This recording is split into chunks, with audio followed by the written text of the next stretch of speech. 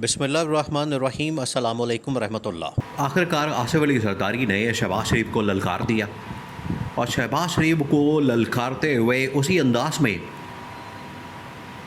उसी तरह से, उसी लय में जिस तरीके से शहबाज शरीफ ने आज से चंद साल पहले लाहौर के अंदर खड़े होकर, जब जरदारी की गवर्नमेंट थी, पीपल्स पार्टी की गवर्नमेंट थी, और लाहौर में माल रोड के ऊपर खड़े होकर जलसा करते हुए शहबाज शरीफ ने कहा था कि मैं तुम्हें उल्टा लटकाऊंगा, मैं तुम्हें लाहौर की सड़कों के ऊपर घसीटूंगा, मैं तुम्हें लाड़काना की सड़कों के ऊपर घसीटूंगा, मैं तुम्हारा पेट फाड़ के वहाँ से पैसे निकालूंगा। सेम वही टोन, लहजा, वही पैटर्न, वही अंदाज़ अब आसिफ अली जरदारी ने अपनाने का फ़ैसला किया। और आसिफ अली जरदारी की जानिब से बड़ा वाज़ेह तौर पर दो टोक अंदाज में कैटेगोरिकली इस बात का ऐलान कर दिया गया कि कह दिया गया कि शहबाज शरीफ के अंदर अगर इतनी हिम्मत है तो बाहर निकले, टी चौक के अंदर आए और मुकाबला करें। ये जो सियासत कर रहा है, अंदर डील कर रहा है, मुकमका कर रहा है और पीपल्स पार्टी को माइनस करने की बात कर रहा है, असल में साजिश कहाँ हो रही है? क्यों? ये सबसे बड़ा सवाल ये है कि क्यों ये आसिफ जरदारी को बात करनी पड़ी कि बाहर आओ, डी चौक में आओ, अगर लड़ाई करनी है, लड़ना है, बात करनी है, कुछ भी करना है, मर्दों की तरह बाहर आओ, छुप के बाहर मत करो। अंदर जो साजिशें कर रहे हो, अंदर जो खुसर फुसर कर रहे हो, इसको बंद करो। ये क्यों कहा? देखिए साजिश क्या हो रही है। सबसे पहले तो आपने साजिश को समझना है जो बड़ी ख़तरनाक है। और यहाँ पर साजिश आपको पता है सिर्फ इक़्तिदार के लिए, पावर के लिए होती है। जो नवाज शरीफ, मरियम नवाज और शहबाज शरीफ, ये तीन आपने लोगों को जहन में रखना है।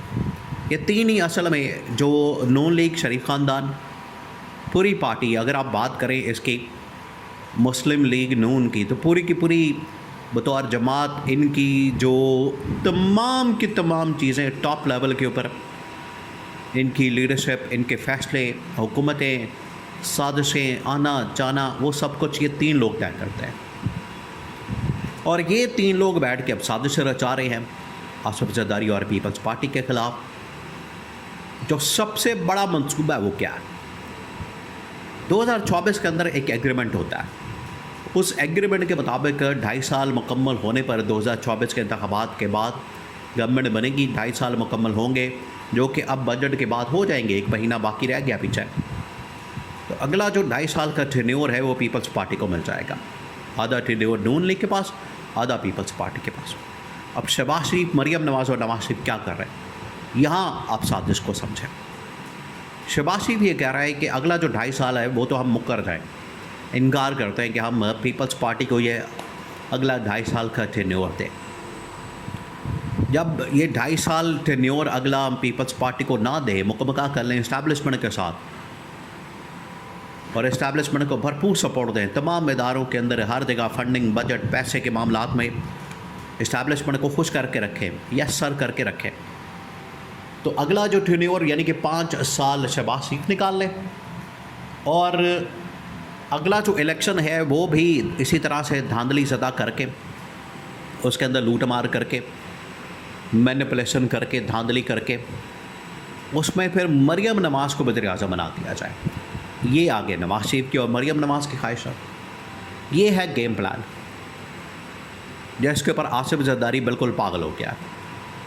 आसिफ जरदारी का कहना ये है कि 2022 में इमरान खान के ख़िलाफ़ अदम एतमाद मैं लेकर आया, सारा प्लान मैंने डिज़ाइन किया, लोगों को रखना, लॉजिस्टिक सपोर्ट, बाकी पैसा आना जाना, पूरा प्लान, तमाम ऑप्शंस एग्जीक्यूट करना, वो सारा कुछ मैंने दिया।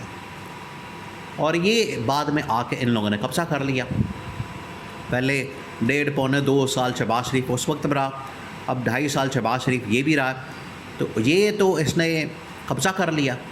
और अगला टेन्योर और अगला इलेक्शन ये तो बड़ी दूर की सोच रहे हैं और हम बिल्कुल फारिग हो जाएंगे। ये है पीपल्स पार्टी की असल परेशानी की वजह। जिसके ऊपर आसिफ अली जरदारी ने कैटेगोरिकली शहबाज शरीफ को पैगाम भेजा, गवर्नमेंट को पैगाम भेजा कि आप ये पीछे जो बंद कमरों में इस्टेब्लिशमेंट के साथ मिलकर मुकमका कर रहे हैं, साजिश कर रहे हैं, उनके साथ सियासत कर रहे हैं, डील कर रहे हैं, एनआरओ कर रहे हैं, आधा टेन्योर भी हमें नहीं देना चाहते, अगला इलेक्शन में निकालना चाहते हैं। ये तमाम चीज़ें अब बंद कमरों के अंदर नहीं होंगी। अब बाहर निकले, मुकाबला करें, डी चौक के अंदर आके मुकाबला करें, बाहर आके मुकाबला करें, लाहौर की सड़कों पर मुकाबला करें, इस्लामाबाद की सड़कों पर मुकाबला करें, लेकिन अब मुकाबला बाहर होगा। बंद कमरों के अंदर ये साजिशें करना बंद करें, क्योंकि आसिफ ज़रदारी को इस बात का बड़ा गुस्सा है। पिछले 1 साल के अंदर जिस तरीके से पीपल्स पार्टी को डिप्लोमेटिक महाज के ऊपर माइनस कर दिया गया, इस्लामाबाद के तमाम मामलात में माइनस कर दिया गया, इस्लामाबाद टॉक्स जो कि ईरान अमेरिका के दरमियान हुई उसमें माइनस कर दिया गया, चाइना का दौरा तो बिल्कुल final nail in the coffin, वो बिल्कुल आखिरी कील साबित हुआ कि गवर्नमेंट ने, हुकूमत ने, फॉरेन ऑफिस ने, इसाफदार ने, शहबाज शरीफ ने आसिफ ज़रदारी के लिए कोई वहाँ पर न प्रोटोकॉल का इंतज़ाम, न बाकी इंतज़ामात, न बंदोबस्त, 3rd क्लास होटल के अंदर आना जाना, ना कोई गाड़ी, ना कोई इंतज़ाम, ना कोई वहाँ पर लेने के लिए आया, ना किसी के साथ इंगेजमेंट, ना सदर, ना वज़ीर आज़म मले के लेवल का काउंसलर आके रिसीव करता है, ना सी ऑफ करने कोई आता है। तो तबाहकुन किस्म का दौरा हुआ आसिफ ज़रदारी का। इतना ज़िल्लत आमेज़ दौरा आज तक कभी किसी का बतौर हेड ऑफ स्टेट नहीं हुआ जितना आसिफ ज़रदारी का ये चंद दिन पहले चाइना का दौरा हुआ है। उसकी वजह से आसिफ ज़रदारी पागल हो गया। उसने कहा है कि अगर ये काम करना है तो फिर करो, मेरे साथ लड़ाई करनी है तो लड़ाई करो, लड़ना है तो लड़ो, मरना है तो मरो, लेकिन ये काम होगा सड़कों पर।